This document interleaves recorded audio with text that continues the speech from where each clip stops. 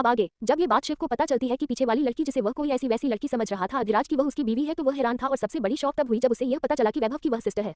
यह उसके लिए दूसरा झटका था। वह पूछना तो बहुत कुछ चाहता था, पर फिलहाल में अधिराज की गुस्से भरी आंखें और साथ में वैभव का भी गुस्से में चेहरा देख वह खुद को शांत कर लेता है। वही पार्टीशन ऑन करने के बावजूद उसे आरू की हरकतें उन दोनों को ही सुनाई दे रही थी। आखिर वह भी अपने कान में कितना तेज ईयरफोन चलाए, वही अधिराज जिसका गुस्से में चेहरा लाल था। आरू के इस हरकत पर वह उसे कसकर डांटना या एक थप्पड़ लगाना चाहता था, क्योंकि यह लड़की जितनी खुद को शेरनी समझती है और दिखाती है उससे कई गुना बेवकूफ थी। और वह अपनी नजर नीचे कर आरू को देखता है जो उसकी गोदी में बैठी उसकी गर्दन पर अपनी होंठ फिरा रही थी। शायद यह उस ड्रगश का नशा था। ये देख गुस्से में वह कुछ कहने को होता है, पर उस मासूम से बिल्ली के बच्चे जैसी उसे देख वह उसकी गुस्से से भरी आंखें कुछ समय के लिए शांत सी हो जाती है। आरू को अब बेहद गर्मी महसूस हो रही थी। वह अपनी टी शर्ट को खींचने लगती है। उसे बेहद खुजली सी हो रही थी और अंदर एक अजीब सी बेचैनी। वह अधिराज को देखती है और हल्की रोने की आवाज में बोलती है, प्लीज हेल्प मी, मुझे बहुत गर्मी लग रही है। ये बोल वह अपनी टी शर्ट निकालने की कोशिश कर खींचने लगती है, जैसे अधिराज को यह इशारा कर रही थी कि वह उसे निकाल दे, क्योंकि नशे में उसे समझ नहीं आ रहा था कि किधर से निकलना है। वही अधिराज आरू को ही घूर कर देख रहा था। वह आरू को कमर से पकड़े हुए बैठा था। तभी आरू की नजर अधिराज की नजर से मिलती है, फिर उसकी नजरों से होते हुए उसकी नजर उसकी होठों पर पड़ती है। ये देख उसका गला सूखने लगता है। वह बिना वक्त गवाए उसके होठों की तरफ बढ़ती है और वह उसे छूने को होती है। अधिराज अपना चेहरा दूसरी तरफ कर लेता है। ये देख आरू फिर से दूसरी तरफ से उसकी होठों को छूने जाती है।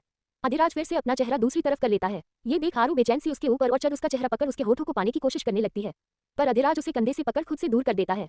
ये देख आरू रोते हुए बोलती है, प्लीज एक किस करने दो ना। ये बोल वह फिर से उसकी तरफ बढ़ती है। तभी अधिराज बोलता है, तुम्हें पता है मैं कौन हूँ। ये सुन आरू फिर से अपने कपड़े खींचने लगी थी। ये देख वह उसके फिर से खुली शर्ट पर सीने पर किस करने लगती है। अधिराज जो बड़ी मुश्किल से कब से खुद को कंट्रोल किया था, आरू की एक हरकत से उसके अंदर एक आग सी लग रही थी। तभी अधिराज वैभव से बोलता है, अभी कितना टाइम है। ये बोल वैभव बोलता है, बस आधा घंटा। वही आरू जो अपनी खींचातानी में वह अपने शर्ट को फाड़ देती है। चर्रा की आवाज सुन शिव पीछे फिर से घूमता, उससे पहले ही अधिराज एक पर्दे की पार्टीशन को और ऑन कर देता है। अब आगे से पीछे कुछ भी नहीं दिख रहा था। वही आरू की टी शर्ट फटने से अब अंदर सिर्फ ब्लैक कलर की स्पोर्ट्स ब्रा में थी। ये देख अधिराज को वह पल याद आता है जब आरू बॉक्सिंग में यही कपड़े पहनकर लड़ रही थी और वह इंसान उसके कमर को छूता या उसे कमर से पकड़ रहा था। ये याद कर अधिराज को गुस्सा फिर से आने लगता है और वह अपने हाथ आरू की कमर पर बेदर्दी से कसने लगता है, जिससे आरू की चीख निकल जाती है। वही वैभव और तेज गाड़ी भगाने लगता है। एक भाई के लिए ये सब सुनना बहुत ही शर्मनाक होती है। वह मजबूर था क्योंकि अधिराज का बॉडीगार्ड के साथ साथ उसका ड्राइवर था। वह चाहकर भी कहीं और जा भी नहीं सकता था। आरू दर्द से कराहते हुए बोलती है, डेविल मुझे दर्द हो रहा है। उसके मुंह से अपने लिए डेविल सुन अभी जो अधिराज की आंखें गुस्से से लाल हुई थी फिर से नॉर्मल होने लगती है और उसके हाथ उसकी कमर पर नॉर्मल से होने लगते हैं। तभी अधिराज आरू का चेहरा पकड़ ऊपर कर बोलता है, क्या कहा तुमने। ये सुन आरू रोते हुए उसके सीने पर कर रखते हुए बोलती है, मुझे दर्द हो रहा है। मुझे ऐसा लग रहा है जैसे मेरे बॉडी में कुछ रेंग रहा है। अब जाकर अधिराज अपने असल सेंस में आता है, ड्रग्स। अब कैसे वह इस चीज को न जानता हो। इसके बाद इंसान की स्थिति मरने जैसी हो जाती है और खासतौर पर ऐसी ड्रग्स जो फिजिकल के लिए ज्यादा एग्रेसिव होती है। ये याद आते ही अधिराज उसे अपने और पास करते हुए बोलता है, तुम्हें पता है कि तुम मेरी कौन हो। ये सुन आन्या भीगी पलक उठाते हुए अपनी कांपती हुई होठों से उसे देखते हुए अपना हाथ उसके चेहरे पर रख बोलती है, आप मेरे हबी हो। उसका इतना कहना ही था कि अधिराज उसे अपनी बाहों में जगह उसके होठों पर अपने होंठ रख देता है। आरू किसी छोटी खरगोश बच्चे की तरह उसके बाहों में सिमट सी जाती है। अधिराज के होठों का स्पर्श पाते ही आरू के अंदर जैसे एक सुकून सा आ जाती है और वह भी उसे काफी एग्रेसिव वाली किस करने लगती है। दोनों के बीच काफी पैशनेट उनकी किस होती जाती है। वही अधिराज आरू के उसे खुली पीठ और कमर पर अपने हाथ चलाने लगता है। आरू उसे और चिपकती हुई उसके होठों को महसूस करने लगती है। धीरे धीरे ही अधिराज की टंग उसकी टंग के साथ खेलने लगते हैं और उनकी किसी फ्रेंच किस में बदल जाती है।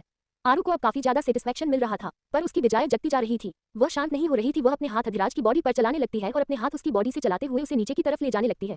यह महसूस होते ही अधिराज उसके हाथों को अपने हाथों में फंसाकर उसके होठों से दूर होता है, तो वह गहरी गहरी सांस लेने लगती है। दोनों के किस्से आ रही आवाज से दोनों साफ सुन पा रहे थे।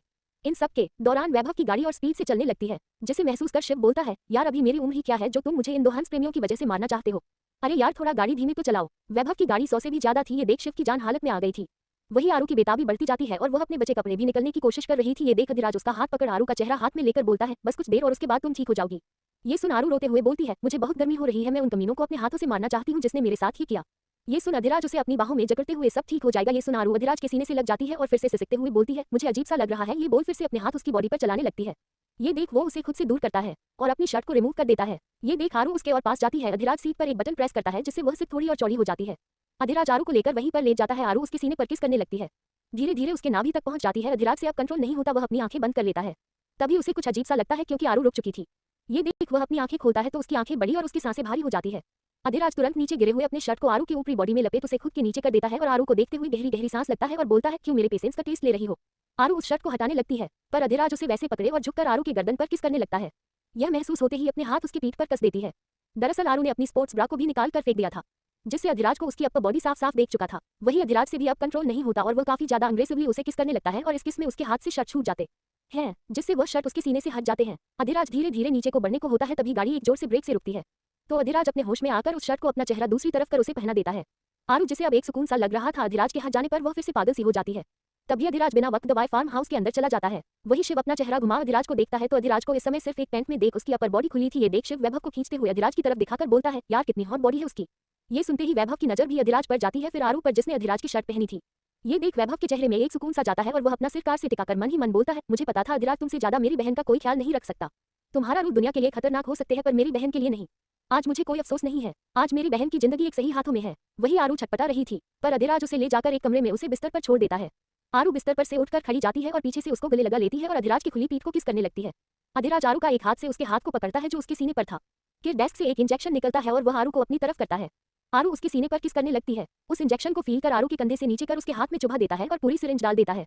आरू की एक चीख निकल जाती है। वही अधिराज उसे उठाकर बिस्तर पर ले जाता है। वही आरू जो लगभग 1 मिनट का भी समय नहीं बीतता धीरे धीरे वह अपनी आंखें बंद कर लेती है।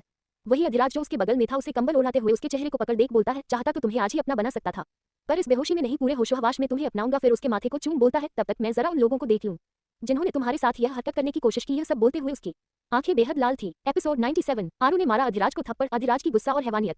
अब आगे आरू को इंजेक्शन लगाने के बाद अधिराज जो अब तक आरू के लिए बेहद नॉर्मल सा था, अब उसकी आंखें सख्त हो जाती है। वह वहां से उठता है और बिना वक्त गवाए वह इस फॉर्म के नीचे एक बेसमेंट की तरफ चला जाता है।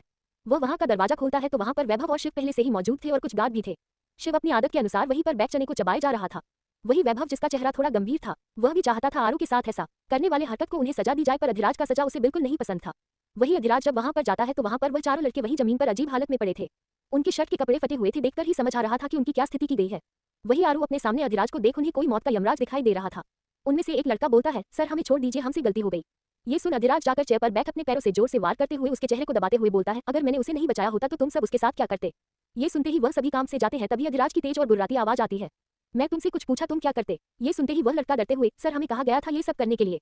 ये सुन अधिराज उसे छोड़ उसे कॉलर से उठाकर उसे देखते हुए, जब तुम लोग किसी लड़की के साथ अपनी दरिंदगी दिखाने से पहले नहीं सोचते तो फिर जब मैं ये काम करूंगा तुम मुझसे कैसे उम्मीद कर सकते हो कि मैं छोड़ दूं।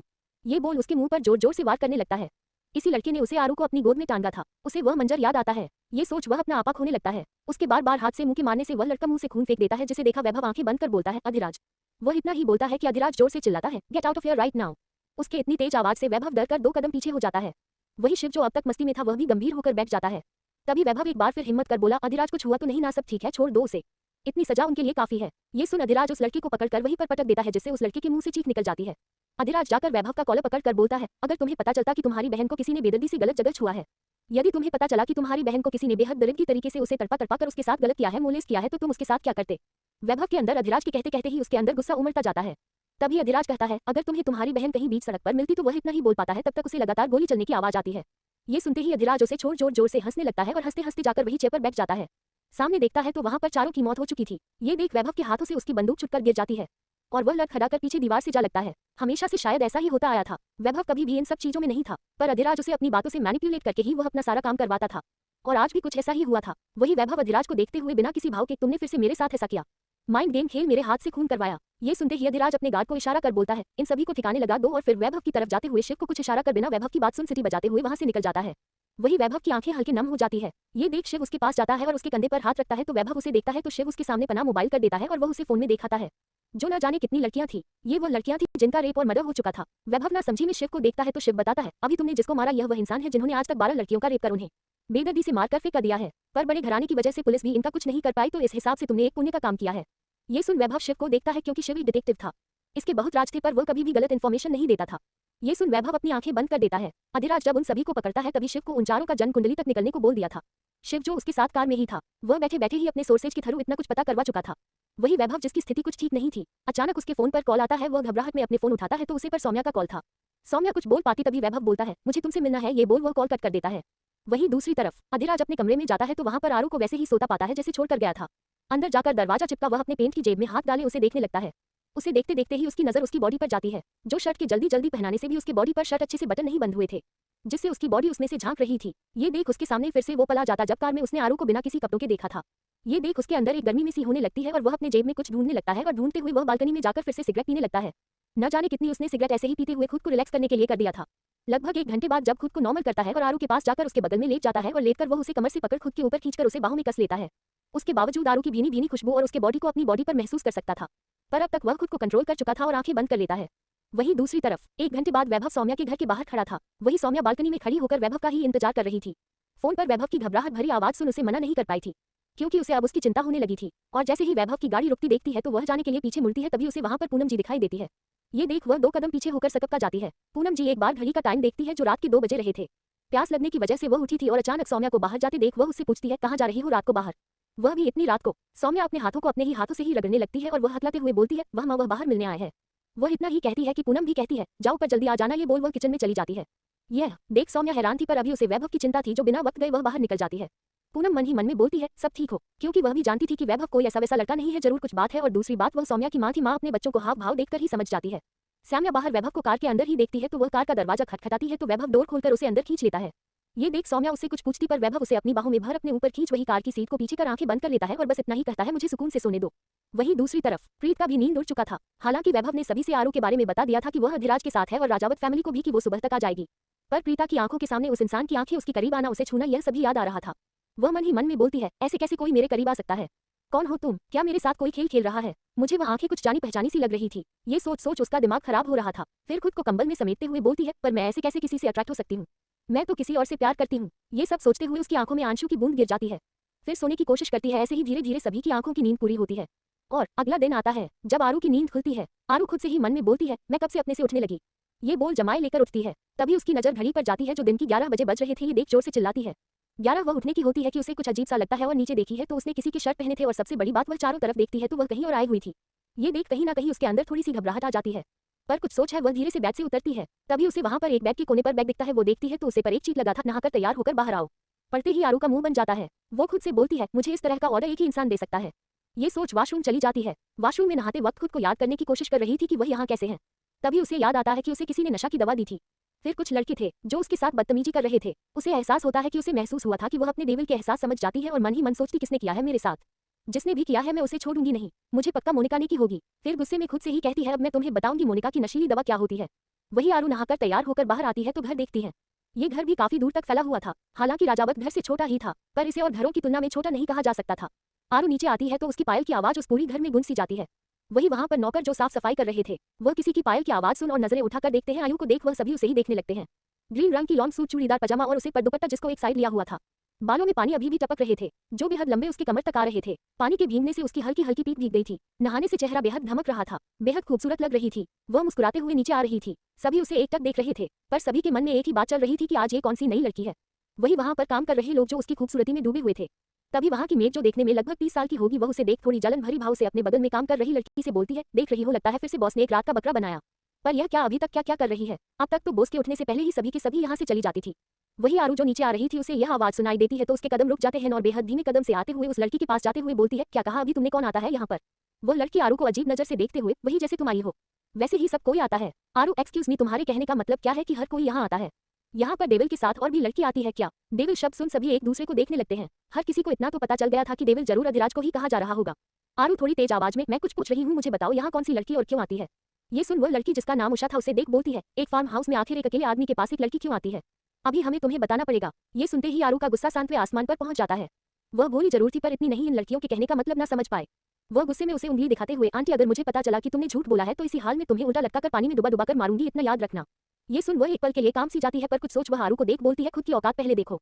एक रात का बिस्तर गर्म करने के लिए आए हो और बोलती हो। वह इतना ही बोलती है तभी उन्हें किसी की आहट सुनाई देती है। ये देख सभी शांत होकर एक लाइन से एक तरफ खड़े हो जाते हैं। दरअसल इस घर में या फार्म हाउस अधिराज का था। यदि किसी को भी सजा दिया जाता था तो वह इसी बेसमेंट में आते थे। इसे ही वह हेल का नाम रखा गया था। पर अधिराज के नेचर के बारे में कोई जानता था, पर आरू से बर्दाश्त नहीं होता। पर किसी की आहट सुन सभी उस तरफ देखते हैं तो वहां पर अधिराज ब्लैक रंग की शर्ट और ब्लैक पेंट में वहां बाहर से अंदर आ रहा था। सभी तिरछी नजरों से एक दूसरे से इशारों में बातें कर रहे थे कि जरूर अब इस लड़की का वही हश्र होगा जो एक और लड़की का हुआ था जब अगली सुबह अधिराज पर अपना हक जताने की कोशिश कर रही थी। ये सोचते ही उषा के चेहरे पर एक तिरछी स्माइल आ जाती है। तभी कुछ ऐसा होता है कि सभी अपने मुंह पर हाथ रख लेते हैं।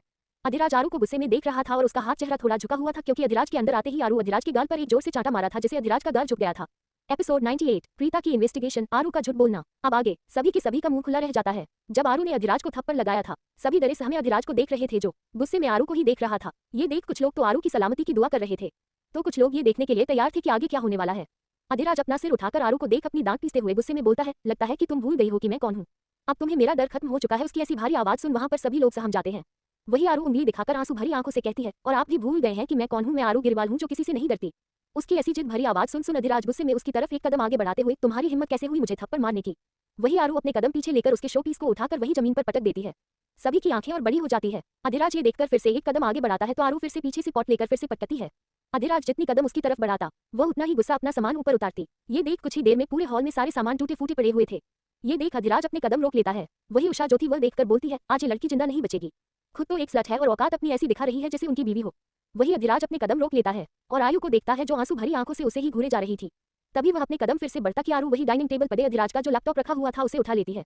ये देख अधिराज उसे देख बोलता है, okay calm down, listen to me, what happened. ये सुनते ही आरू रोते हुए बोलती है, मैं चाहती हूँ आप इसे वो उषा की तरफ उंगली से इशारा करते हुए इसे अभी के अभी फायर करो। ये सुन अधिराज एक नजर उषा को देखता है तो उषा अपनी नजर नीचे कर डर से काम जाती है। तभी धीरे से अधिराज आरू की तरफ कदम बढ़ाता है तो आरू उसके लैपटॉप को पकड़ी रहती है, फेंकती नहीं है। तभी अधिराज आरू के पास आता है जो गुस्से से पूरी तरह से कांप रही थी। ये देख अधिराज उसे खींचकर अपने गले से लगा बाहों में भर लेता है। उसके ऐसा करते ही आरू का कांपना और ज्यादा बढ़ जाता है। ये कांपना उसके अंदर के गुस्से और डर की वजह थी। अधिराज उसके बालों को सहलाते हुए, रिलैक्स, कुछ नहीं हुआ है। ये सुन आरू कहते हुए होठों से बोलती है, इसने कहा कि आप यहाँ पर अलग अलग लड़कियों को लाते हैं। ये सुनते ही अधिराज के हाथों की मुठ्ठियां कस जाती है। तभी आरू कांपते हुए ही अधिराज को देखते हुए बोलती है, इसने झूठा कहा ना। ये बोल अधिराज को देखे जा रही थी। उसकी आंखों में इतनी ज्यादा भरी हुई आंसू को देख अधिराज उसके आंसू को पोंछते हुए, तुम्हारा पति कभी किसी औरत के पास नहीं गया है, ओके। ये सुन अधिराज को देखने लगती है, फिर अपनी आंखें बंद कर उसके सीने से लग जाती है और उसकी आंसू भरी आंखों से लगातार आंसू गिरने लगते हैं। वह कसकर अधिराज को जकड़ लेती है जैसे कोई उसे छीन न ले। वह उसे कमर से पकड़ते हुए बोलती है, मुझे यहाँ बिल्कुल नहीं रहना, यहाँ पर लोग बहुत बुरे हैं, मुझे यहाँ नहीं रहना। उसकी यह बात सुन अधिराज आरू को खुद से दूर कर बोलता है, क्या तुम्हें अपना फेवरेट नाश्ता भी नहीं करना।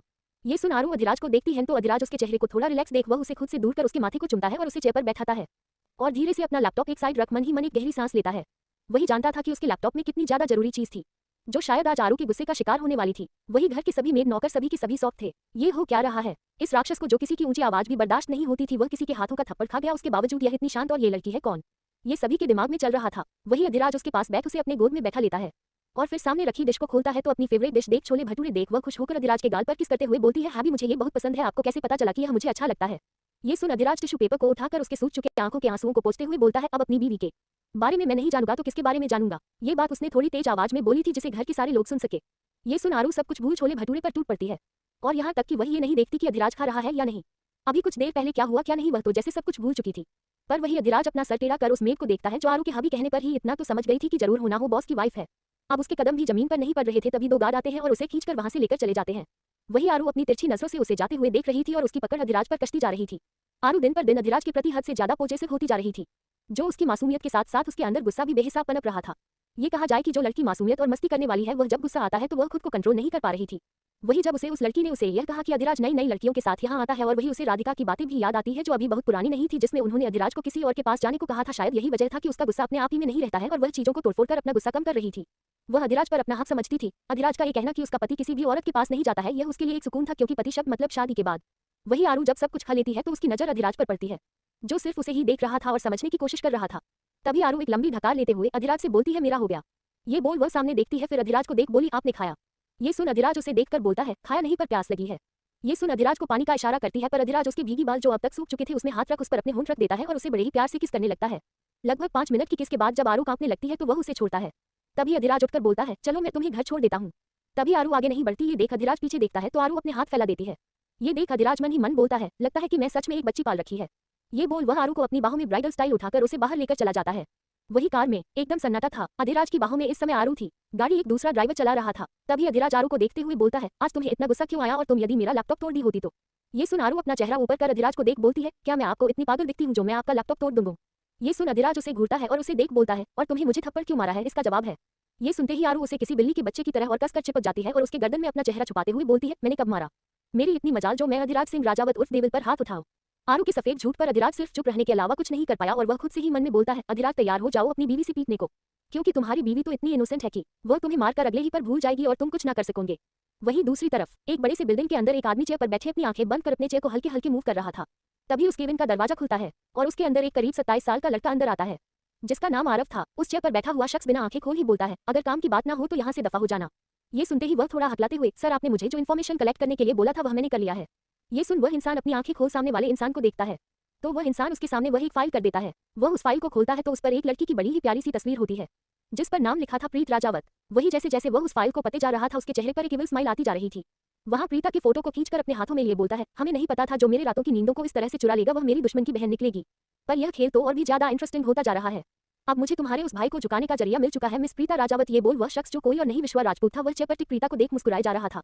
वही उसके सामने खड़ा आरव अपने मन ही मन बोलता है, न जाने इन्हें क्या हो गया है। एक समय था कि दोनों लोग एक दूसरे पर जान छिड़कते थे और आज एक दूसरे के खून के प्यासे हो चुके हैं। हे भगवान, इन लोगों के बीच में मैं ही पीसकर ना रह जाऊं। ये सुन विश्वा उसे देख बोलता है, अगर मन में गाली देना हो गया हो तो जरा मेरी जान को एक बुके तो भेजो ना। ये सुनकर आरव की आंखें और बड़ी हो जाती है और मन में सोचता है, ये खड़ूस कब से रोमांटिक हो गया। उसे अपने में ही गुण देख विश्वा जोर से डेस्क पर मारते हुए बोलता है, अगर तुम्हारे मन में गाली देना हो गया हो तो दफा हो जाओ यहाँ से। ये सुनते ही आरव उसकी गहरी आवाज सुन उल्टे पैर ही वहां से भागता है और बाहर निकलते ही एक गहरी सांस लेकर बोलता है, हे भगवान, इस राक्षस का तो गुस्सा दिन पर दिन बढ़ता ही जा रहा है, मुझे इन्फॉर्म करना पड़ेगा। एपिसोड 99। रिया जेले सनिध्य रीति से अर्चना की नफरत आरू से अधिराज आरू करीबी। अब आगे कुछ देर बाद अधिराज की गाड़ी राजावत हाउस के बाहर रुकती है। आरू जो अधिराज की गाड़ी में ही उसकी बाहों में सो चुकी थी, गाड़ी रुकते ही अधिराज उस प्यारी सी बिल्ली के बच्चे जैसी अपनी वाइफ को देखता है जो दुनिया जहां की मासूमियत थी उसकी बाहों के आगोश में सोई थी। ये देख अधिराज उसके चेहरे पर आ रहे बालों को पीछे कर उसके चेहरे को बड़े ही गौर से देखता है तो उसके चेहरे पर इस समय कोई भाव नहीं थे। फिर एक गहरी सांस लेकर वह आरू को आवाज लगता है, वाइफी। ये सुनते ही आरू की तुरंत आंख खुल जाती है। ये देख अधिराज उसे घूरते हुए, तुम जाग रही थी। ये सुन आयु अपने दांत चमका देती है। अधिराज उसे घूरकर बोलता है, अंदर जाओ। आरू उससे और चिपकती हुई, आप मुझे ले चलो ना। ये सुनते ही अधिराज आरू को थोड़ा खुद से जबरदस्ती दूर करता है क्योंकि वह उससे और भी ज्यादा चिपकती जा रही थी। उसके जबरदस्ती दूर करने से आयु मुंह बनाकर उसे देखने लगती है तो अधिराज बोलता है, मेरे सामने यह इतनी ज्यादा इनोसेंट बनने की कोशिश मत करो। ये सुन आरू बोली, पर मैं सच में इनोसेंट हूँ। ये सुन अधिराज उसके गाल पर हाथ रख उसका चेहरा ऊपर कर बोलता है, मुझे अभी कोई भी तमाशा क्रिएट नहीं करना, चुपचाप अंदर जाओ। अधिराज की आवाज ये कहते हुए थोड़ी सख्त हो जाती है जिससे आयु की डर से पकड़ अधिराज पर कस जाती है। ये देख अधिराज एक गहरी सांस लेकर खुद को नॉर्मल कर उसके माथे को चुम बोलता है, शाम को मिलता हूँ। आरू चुपचाप उतर कर जाने लगती है। फिर रुककर वह अधिराज को देखती है। ये देख अधिराज अपने आईब्रो सिकुड़ लेता है तो आरू उसके चेहरे पर हाथ रख उसके चेहरे को झुका उसके माथे को चुम वहां से निकल जाती है। उसके जाते ही अधिराज के चेहरे पर ना बयां करने वाली एक बड़ी सी मुस्कुराहट थी जो आगे बैठा ड्राइवर आसानी से देख रहा था। अब इतने प्यार भरे मोमेंट जब किसी के कान में जाए तो बंदा कैसे कोई पीछे ना देखे। तभी उसे अधिराज की आवाज आती है, अगर हमारा रोमांस देखना हो गया हो तो गाड़ी लेकर चलो। ये सुनते ही ड्राइवर हड़बड़ा कर जी बॉस कहकर गाड़ी लेकर निकल जाता है। वहीं दूसरी तरफ beauty queen fashion designer club के सामने एक गाड़ी रुकती है। उसकी गाड़ी रुकते ही उसमें से एक शख्स बाहर निकलता है जो कोई और नहीं अनिरुद्ध रहता है। अनिरुद्ध जब मैनन गेट पर पहुंचता है तभी अंदर से अनिरुद्ध के ही करीब एक लड़की बड़े ही गर्मजोशी से चिल्लाते हुए, अनि मेरी जान का मैन, ये बोल वह उसे अपने पास बुलाती है। अनिरुद्ध अंदर जाता है तो वह लड़की जिसका नाम रितिका था वह जाकर अनिरुद्ध के गले लग जाती है। तभी अनिरुद्ध उसे खुद से दूर करते हुए, रीति मैं तुम्हें कितनी बार समझाया है, अब हम बच्चे नहीं है। ये सुन रितिका उसके सीने पर मारते हुए, दूर बच्चे नहीं है पर हम दोस्त तो हैं ना, और दोस्त एक दूसरे से गले लगते हैं और फिर उसके गाल खींचते हुए, और कब तक तुम ये संत महाजन बने रहोगे, अब भाई तुम्हारी शादी भी हो गई है, तुम्हारे पास एक स्वीट सी वाइफ भी है, अब तो लड़कियों जैसे शर्माना छोड़ो। ये बोल उसकी गाल खींचती है तो अनिरुद्ध उसे घूर कर देखता है तो रितिका दूर होते हुए, अच्छा ठीक है बाबा नहीं करती, आओ, उसका हाथ खींचकर अपने केबिन में ले जाती है और उसे बैठने को बोल वह चेयर पर बैठ जाती है। यह एक बहुत बड़ा फैशन डिजाइनर क्लब था जहां पर लोगों को सीखने सिखाने का काम भी होता था और साथ में किसी भी फंक्शन में ये पार्टिसिपेट करता था। ये बहुत बड़ा तो नहीं था पर इसे छोटा भी नहीं कहेंगे, जितने भी लोग रईस थे वह यहाँ की ड्रेस जरूर लेना चाहते थे। किसी ब्रांड से कम नहीं काम करता था यह इंस्टीट्यूट। रितिका जो एक मिडिल क्लास और अनिरुद्ध की दोस्त थी, उसने अपना ये बिजनेस शुरू किया था अनिरुद्ध की मदद से। अनुरोध ने अपने पापा से पैसे लेकर इसमें इन्वेस्ट किया था जिसे अपने मेहनत से रिति ने इसे खड़ा भी किया और मुनाफा में पहला इन्वेस्टमेंट पैसा अनिरुद्ध को वापस किया। वह काफी लोगों की मदद भी करती थी। कोई भी यदि अपना काम लेकर उसके पास आता था उसके टैलेंट के बल पर वह अपने इंस्टीट्यूट में उसे रख लेती थी। आई तो वही अनुरोध बोलता है, आज मुझे बुलाने का कोई खास रीजन। ये सुन रितिका बोलती है, ऑफ कोर्स रीजन बहुत बड़ा है पर पहले चाय कॉफी तो पिया जाए। ये बोल वह अपना बेल बजाती है। तभी उसके बेल बजाने पर एक लड़की दरवाजा खोलकर अंदर आती है और बोलती है, रिति मैम आज पियून अंकल नहीं आए हैं। ये सुनते ही रिति बोलती है, और रिया प्लीज हमारे लिए 2 कॉफी ला दोगी। रिया हाँ में सिर हिला देती है। वही अनिरुद्ध जब रिया का नाम सुनता है तो वह हैरान हो जाता है पर कोई रिएक्ट नहीं करता क्योंकि उसे पता था कि रिया यहीं पर अपनी फैशन डिजाइनर कर रही है। पर किसी को यह नहीं पता था कि रिया उसकी वाइफ है क्योंकि रिया अपने दम पर अपना मुकाम बनाना चाहती थी। जिसे श्वेता जी ने इस कंपनी को सजेस्ट किया था, रिया यहाँ पर जाकर अपना प्रोमो देती है जो रिति को बेहद पसंद आता है। अब पसंद भी क्यों ना आए, रिया आखिर इतने बड़े फैशन डिजाइनर राधिका राजावत की बेटी थी तो कुछ तो उनके अंदर गुण होगा, इसलिए रिति ने उसे अपने साथ असिस्ट करने के लिए रख लिया था। वहीं कुछ देर बाद रिया 2 कॉफी लेकर अंदर आती है और 2 कॉफी दोनों लोगों को देती है। तभी रितिका बोलती, रिया तुम भी बैठो, मैं तुम्हें भी बुलाने वाली थी। ये सुन रिया मुस्कुरा कर बैठी है। तभी उसकी नजर अनिरुद्ध पर जाती है। ये देख हैरान और मूड खराब दोनों हो जाती है और अनिरुद्ध तो उसे ऐसे इग्नोर कर रहा था जैसे वह हो ही नहीं।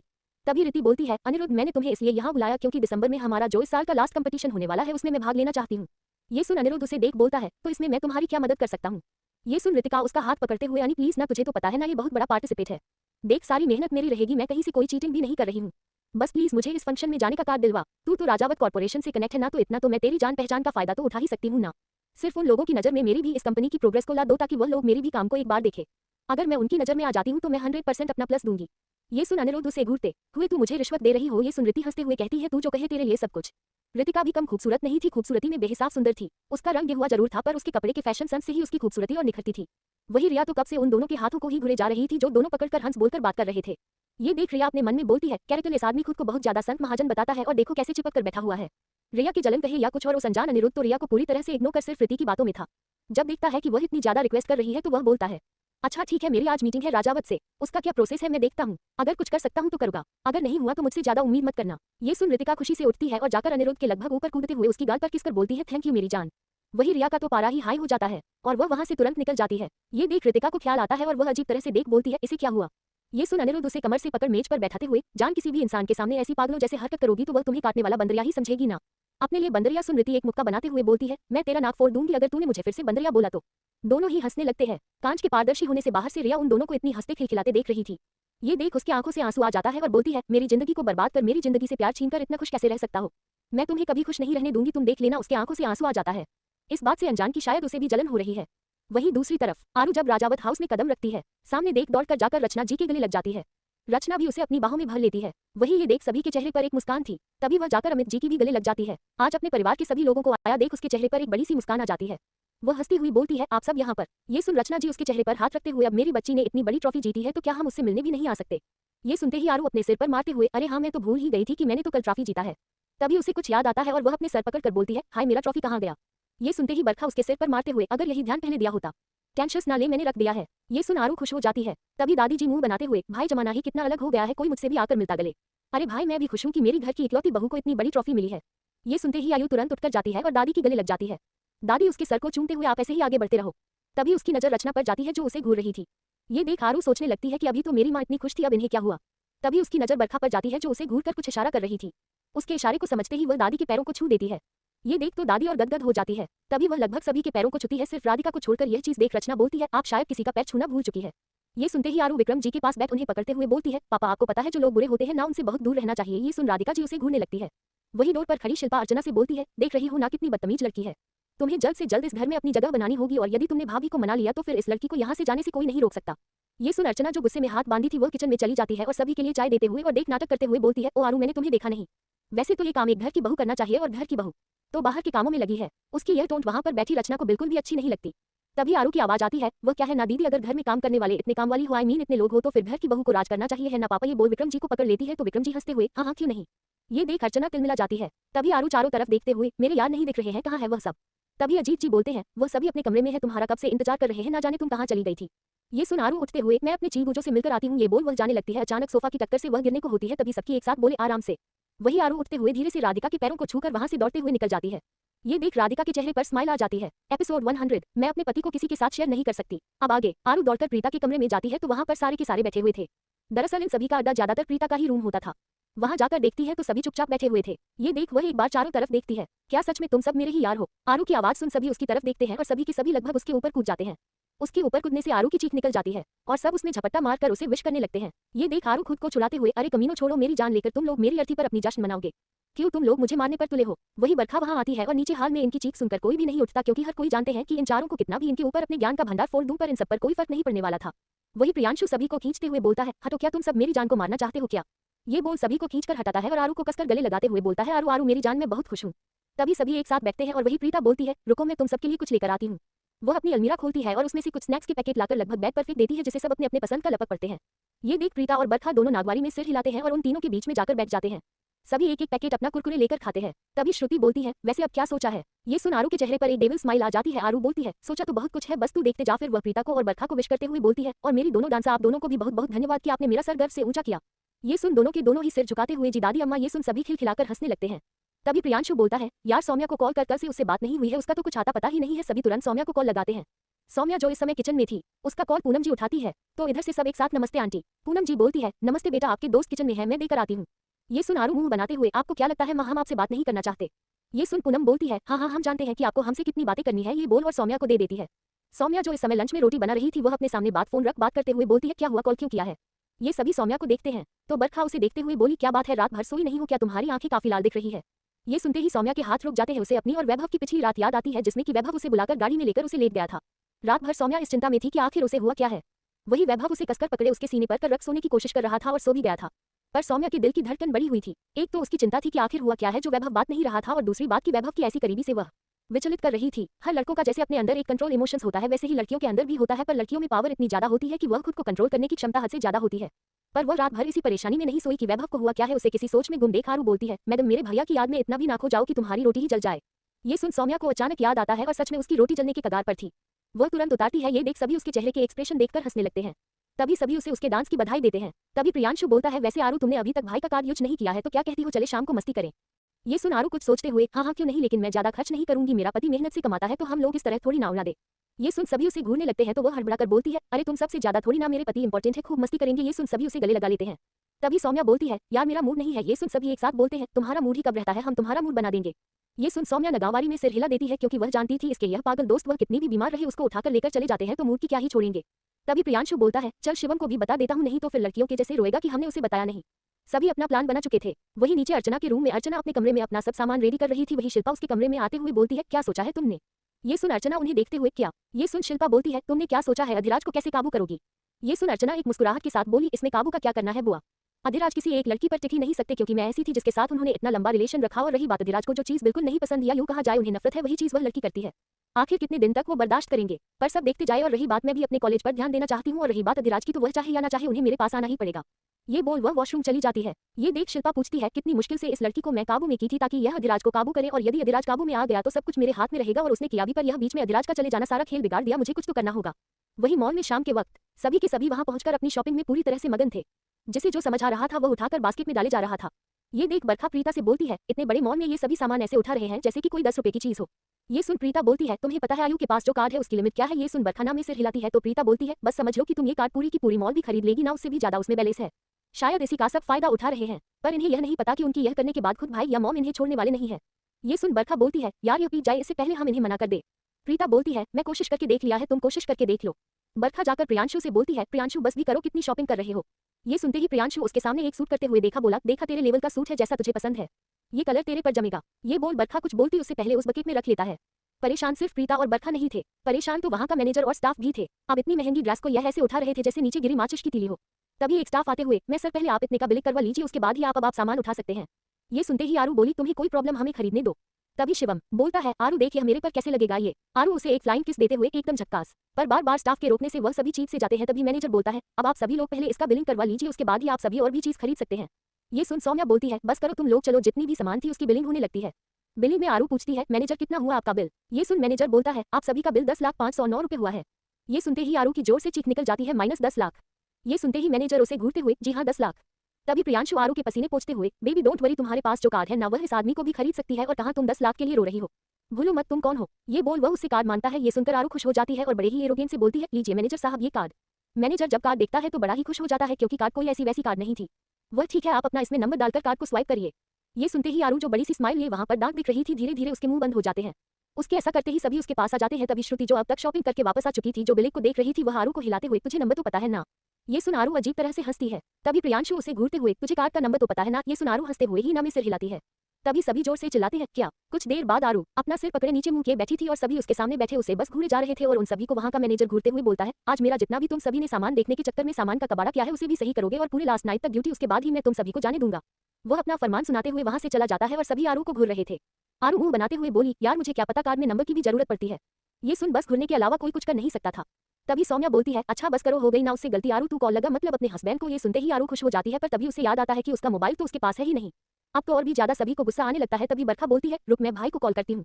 श्रुति बोलती है, हाँ कॉल कर, क्योंकि यह सभी यहाँ से जाने नहीं देंगे, या तो बिल करवा के सारा सामान ले जाने देंगे या फिर काम करवा कर खाली हाथ बाहर निकलेंगे। बरखा कॉल करती है पर वैभव भी कॉल नहीं रिसीव करता। ये देख तो सभी की मुंह रोने जैसी स्थिति हो गई थी।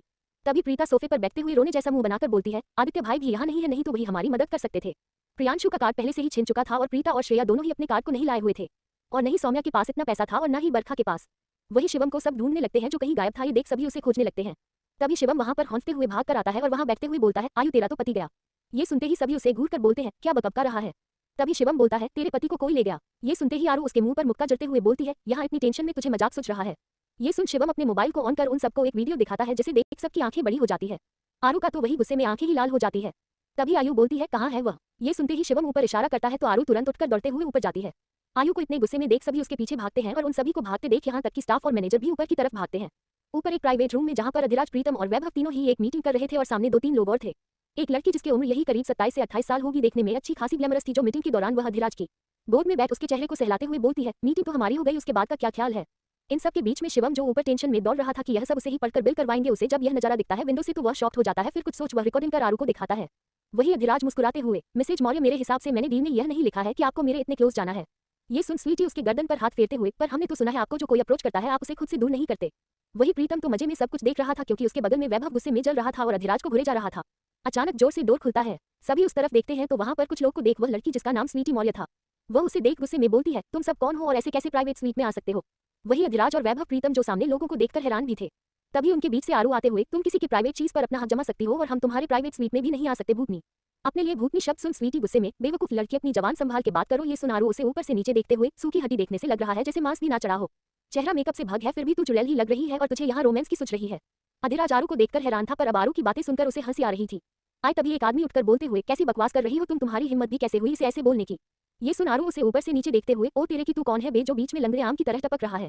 ये सुनते ही वह आदमी गुस्से में, मैं इसका हस्बैंड हूँ। ये सुनते ही आरू थोड़ा और पास आते हुए, हस्बैंड है और अपनी बीवी को यह चरित्रहीन वाला काम करवा रहा है रे। उसके ऐसी लैंग्वेज सुन दोनों की दोनों तमतमा जाते हैं। वही मैनेजर जो डर के भाव से देख रहा था वह बोलता है, वह सर हमें माफ कर दीजिए, ये बददिमाग लड़की ना जाने कैसे, और इतना ही बोलता है कि आरू उसे घूरकर देखती है तो मैनेजर चुप हो जाता है। तभी वह अब तक अधिराज के पास पहुंच चुकी थी और स्वीटी का हाथ पकड़ उसे खींचकर उसे धक्का दे देती है। उसके धक्का देने से वह वही जमीन पर गिर जाती है। ये देख वह चिल्लाकर बोलती है, यू बीच। ये सुन आरू जाकर टिश्यू पेपर से अधिराज के गोद को पपोचते हुए वहां उसके गले में हाथ डालकर बैठते हुए बोलती है, तेरी जगह वही है, जाकर किसी और पर ट्राई करना। ये बोल वह अधिराज के हाथों को अपने कमर में लपेट उसे एकदम चिपक कर बैठ जाती है। ये देख प्रीतम की हंसी रुकी नहीं रही थी और वही श्रुति प्रीता से बोलती है, यार ये तो बड़ी डेयरिंग निकली, मतलब सीधे भाई की गोद में, ओ माय गॉड ये सीन का फोटो खींचना चाहिए। ये बोल अपनी मोबाइल निकालती है तो प्रीता उसे घूरती है तो चुपचाप फोन अंदर रख लेती है। वैभव अपनी नजरें दोनों से फेरते हुए उन सभी को देखकर बोलता है, आप सभी यहाँ से जा सकते हैं, आपके डील का हमें क्या करना है हम बाद में बताएंगे। ये सुन स्वीटी तमतमाते हुए, मिस्टर ग्रेवाल यहाँ मेरी बेइज्जती हो रही है और आप यहाँ हमें जाने से कह रहे हैं, आप इस लड़की को कुछ नहीं कह रहे हैं। ये सुनते ही प्रियांशु बोला, डायन के रूप में आंटी अगर आपके पति को आपको कहीं भी मुंह मारने से नहीं रोक रहा है तो क्या सोचती हो हर कोई अपने पति को मुंह मारने देगा। ये सुनते ही स्वीटी तमतमा जाती है तो आरू बोलती है, अब यहाँ से पतली गली से निकल फिर अधिराज की तरफ देखते हुए, जान आपकी जान चाहती है कि आप घटिया लोगों से कोई डील ना करे कि आप मेरी बात इतनी सी नहीं मानेंगे। उसकी इतनी प्यारी और स्वीट आवाज सुनते हुए देखने लगता है। आए स्वीटी कुछ बोलने को होती है तभी तो गार्ड आते हैं और उन्हें कहते हैं, आप यहाँ से चलिए। ये सुन स्वीटी एक बार अधिराज को देखते हैं जो सिर्फ आरू को देखे जा रहा था। ये देख स्वीटी गुस्से में चिल्लाते हुए, एक दूसरे को तुम इतनी सुना रही हो, खुद क्या हो, पराई मर्द के पैर पर बैठकर उसे सेड्यूस कर रही हो, आखिर तुम भी तो वही हुई ना जो तुम हमें कह रही हो। उसकी यह बात खत्म होते ही उसकी तरफ उंगली पॉइंट करते हुए आरू बोली, अपने प्रॉपर्टी पर हक जताना लीगल होता है। स्वीटी गुस्से में, क्या चाहती हो तुम। ये सुन आरू अधिराज से सीने पर सर रखते हुए, पति है मेरे और मैं अपने पति को किसी के साथ शेयर नहीं कर सकती है, अब यहाँ से जाओ नहीं तो तुम्हारा चेहरा बिगाड़ते वक्त मुझे जरा भी समय नहीं लगेगा। वह क्या है ना कि मुझे लोग बिगड़ी हुई का खिताब मिला है। ये सुनते ही स्वीटी की आंखें हैरानी से बड़ी हो जाती है। वह कुछ बोलती तभी वैभव उठकर खड़ा होते हुए, मिस यहाँ से चलिए, वह क्या है ना मेरी बहन थोड़ी पागल है और वह अपने पागलपंती में किसी का मर्डर भी कर सकती है। ये सुनते ही आरू को देखते ही स्वीटी का हस्बैंड अपनी बीवी को उठाते ही बोलता है, चलो हम इन्हें बाद में देखेंगे। वही आरू श्रुति का कुछ इशारा करती है। वैसे ही बाहर निकलने की होती है कि श्रुति गिरते हुए पर स्वीटी से टकराती है और उसके बाल उसके हाथों में आ जाती है जैसे उसके सर के नकली बाल बाहर निकल जाते हैं। ये देख सभी जोर जोर से हंसने लगते हैं। वही स्वीटी नफरत भरी नजर से अधिराज वहां से चली जाती है। वही अधिराज सिर्फ आरू को ही देखे जा रहा था। ये देख वैभव प्रीतम को खींचते हुए वहां से निकल जाता है। वही दरवाजे पर खड़े चिलगोजों को देख वैभव घूरते हुए बोलता है, तुम सभी का यदि आंख से इम्तना हो गया हो तो चलो यहाँ से। ये सुनते ही प्रियांशु बोलता है, पर मेरी जान तो अंदर है। वह इतना ही बोलता है कि पीछे से प्रीता उसका हाथ पकड़ते हुए, क्या चाहते हो, अपना अपना पैर तोड़वाना है। ये बोल उसे लेकर बाहर चले जाते हैं। वही मैनेजर की तो सिटी पिट्टी गुल थी। वही आरू बड़ी ही मासूमियत से अधिराज को देखते हुए अपने दांत दिखाते हुए बोलती है, मैंने आपको बचा लिया। ये बोल